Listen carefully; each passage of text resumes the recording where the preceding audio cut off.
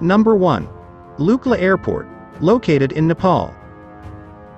The airport is surrounded on all sides by steep mountainous terrains, and the short runway is perched on little more than a mountain shelf. At one end there's a wall and at the other a steep drop into the valley below, and Lukla is about 9,383 feet above sea level. At these altitudes, air density is considerably lower than at sea level, and that has a detrimental impact on the amount of power generated by the aircraft engines, reducing lift, and the reduced air resistance also makes it more challenging to slow the plane down. At high altitudes, the longer the runway, the better, but unfortunately for pilots landing at Lukla, the airport runway is extremely short.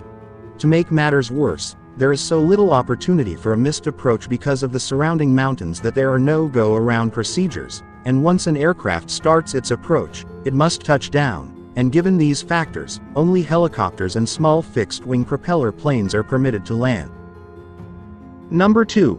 Wancho Irauskwen Airport, located in Sabah.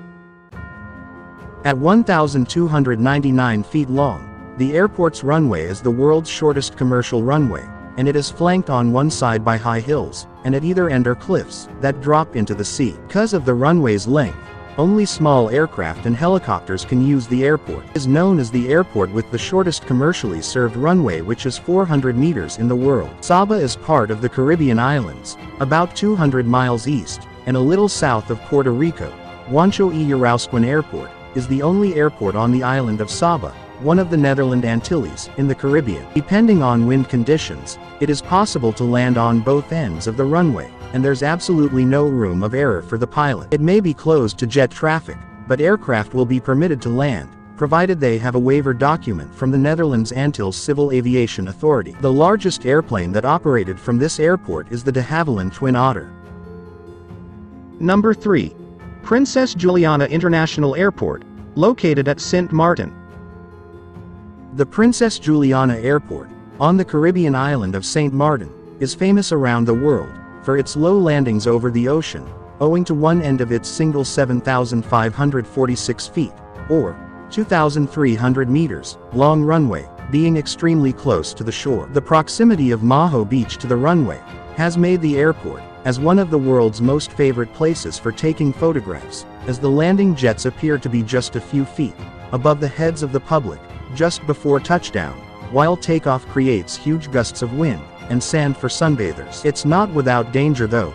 In 2017, a New Zealand woman died from injuries sustained by jet blast from a departing aircraft. As one of the most dangerous airports in the world, the Princess Juliana International Airport has its planes flying over beaches and the roads just a few feet above the ground. While it may look thrilling in pictures, but it is in fact extremely scary when the pilot has to fly and land a plane this low near the public. Apart from this, what adds to its danger is also the fact that it has a shorter runway than usual. Number 4. Barra Airport, located in Scotland.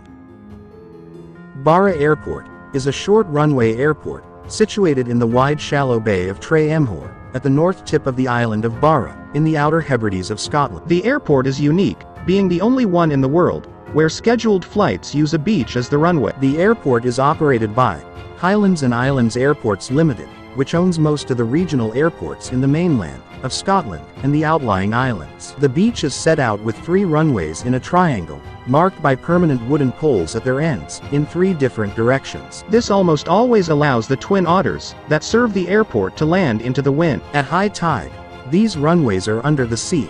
Flight times vary with the tide. Emergency flights occasionally operate at night, from the airport with vehicle lights used to illuminate the runway, and reflective strips laid onto the beach. Barra Airport also has a CAA ordinary license that allows flights for the public transport of passengers, or for flying instruction, as authorized by the licensee.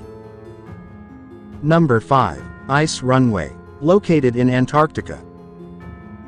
The ice runway in Antarctica is capable of handling medium and large-sized flights. However, the problem is that there is no real runway, as the flights lands on a manicured snow and ice. The flights are to land gently, to make sure no cracks in the paved road is formed to avoid any accidents, and is constructed with no net annual snow accumulation. The density of the ice increases as air bubbles are forced out, strengthening the resultant ice surface, so that aircraft landings using wheels, instead of skis, can be supported. Such runways simplify the transfer of materials to research stations, since wheeled aircraft can carry much heavier loads than ski-equipped aircraft. Without them, most heavy materials must be brought by ship, then ferried inland by ski-equipped smaller aircraft. Because of ice's low coefficient of friction, planes tend to decelerate with reverse thrust, as opposed to traditional means of braking the wheels, and so runways are often several miles long.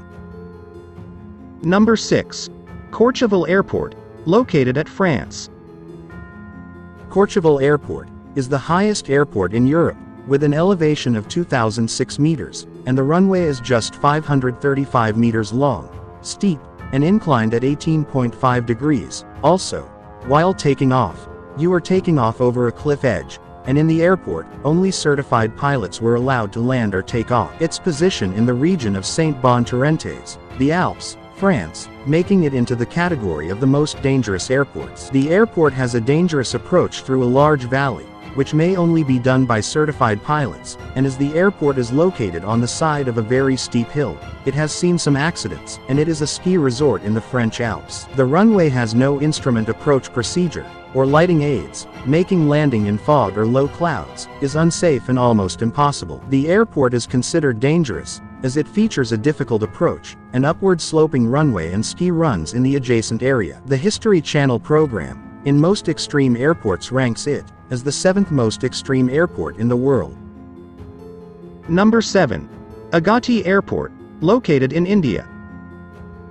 Agatti has one of the most beautiful lagoons in Lakshadweep, and the airport is built on this island. From the aircraft, as one approaches for a landing, one gets a breathtaking view of the airstrip on the island, and is the virtual gateway to the islands, with a 20-bed tourist complex with all modern amenities, has been set up here. The Indian Airlines operate flights to Agatti, making it one of the most important airport in Lakshadweep Islands, and Agatti Aerodrome is situated on Agatti Island. Agatti Aerodrome is a public airport serving Agatti Island and other islands of Lakshadweep. Agatti Aerodrome has a 1,291 meters long asphalt runway and one passenger terminal. Agatti Aerodrome is served by only 2 airlines, namely Indian Airlines and Kingfisher Airlines, and both these airlines operate flights between Agatti Island and Cochin, while Kingfisher Airlines offers flights between Agatti Island and Bangalore. Agatti Island is a tiny 7 kilometers long island, and it can be easily covered on foot or by bicycle.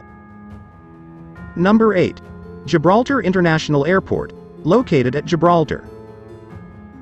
Gibraltar International Airport, also known as the North Front Airport, is the civilian airport serving the British Overseas Territory of Gibraltar. What makes this one of the most dangerous airports in the world is the fact that the runway of the airport passes through the Winston Churchill Avenue, the busiest road on the island, leading to the Spanish border, and the vehicles have to stop every time when a plane takes off. Therefore, there are barriers and signals to control the movement of the vehicles on that Winston Churchill Avenue that intersects the airport runway, and consequently has to be closed every time when a plane lands or departs. The History Channel program of the most extreme airports ranked the airport the 5th most extreme airport in the world, ahead of the Kai Tak Airport, with its infamous right-hand turn approach over central Hong Kong before landing. It is exposed to strong cross winds around the rock and cross the Bay of Gibraltar, making landings in winter particularly uncomfortable.